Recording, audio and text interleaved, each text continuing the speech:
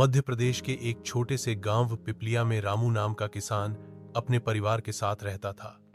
उसका परिवार पीढ़ियों से खेती कर रहा था। उनके पास कुल 1.5 एकड़ जमीन थी, बंजर नहीं मगर उपजाऊ भी नहीं। रामू के पिता शिवराम एक मेहनती किसान थे, पर किस्मत हमेशा उनके साथ नहीं रही। बचपन में रामू ने कई बार अपने पिता को बारिश के लिए आसमान की ओर टकटकी लगाए देखा था, कई बार कर्ज के बोझ से टूटते देखा था। स्कूल की पढ़ाई 6ठी तक ही हो पाई, बाकी जीवन खेतों में ही बीतने लगा। पर एक चीज थी जो रामू को औरों से अलग बनाती थी, उसका सपना।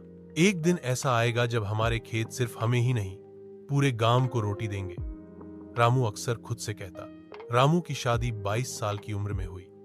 उसकी पत्नी गोमती एक समझदार और मेहनती औरत थी। कुछ ही सालों में 2 बच्चे हुए, बेटी सुनीता और बेटा मोहन। खेती रामू की जिंदगी थी, पर किस्मत बार बार परीक्षा लेती रही। कभी ओलावृष्टि, कभी सूखा, कभी बीज महंगे, तो कभी बाजार में दाम गिर जाते। किसान सभा में जाकर सरकार से गुहार लगाई, लेकिन ज्यादा कुछ हाथ नहीं लगा। साल 2012 का था जब एक भयंकर सूखा पड़ा। रामू की सारी फसल बर्बाद हो गई, घर चलाना मुश्किल हो गया, साहूकार का कर्ज भी सिर पर था। एक रात रामू ने आत्महत्या करने का मन बना लिया, पर तभी उसकी बेटी सुनीता नींद में बड़बड़ाई, पापा मैं डॉक्टर बनूंगी ना। उस एक वाक्य ने रामू को जगा दिया। नहीं, वो हार नहीं मानेगा। भाग 3, उम्मीद की किरण।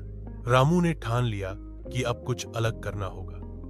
गांव से 15 किलोमीटर दूर जिला कृषि केंद्र था। रामू ने रोज वहां जाना शुरू किया।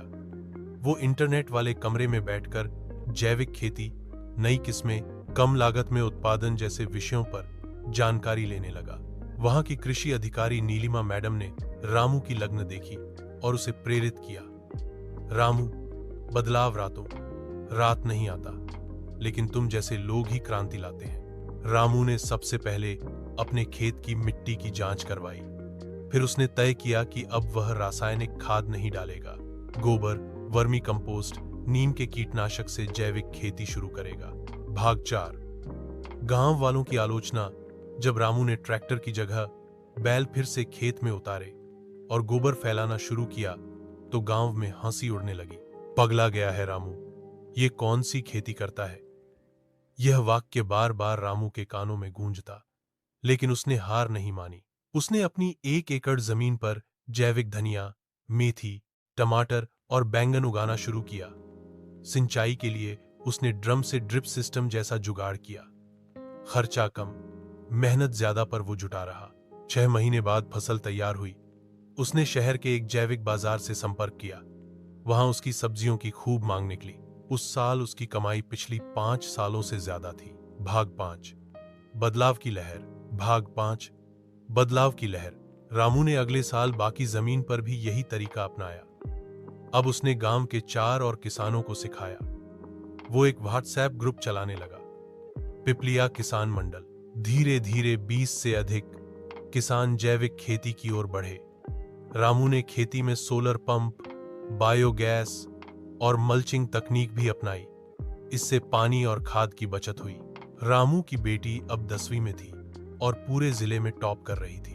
रामू ने गांव में एक छोटा पुस्तकालय बनवाया, जहां बच्चे पढ़ने आते थे। उसका बेटा भी मोबाइल छोड़ अब